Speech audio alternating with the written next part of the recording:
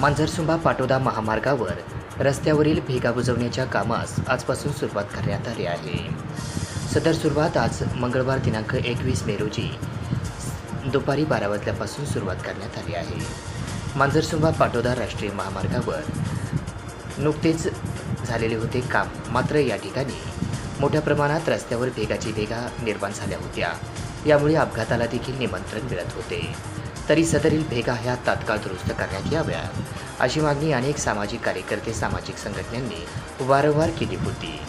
मात्र 3 वर्षात हा रस्ता काम पूर्ण करणे बंधनकारक असतानाही त्याचे काम 5 ते 6 वर्ष रखडून देखील अद्याप देखील काही कामे अपूर्ण आहेत. मात्र त्यामध्येच रस्त्यावर मोठ्या भेगा पडल्या आहेत. यामुळे या ठिकाणी अपघात देखील होत होते.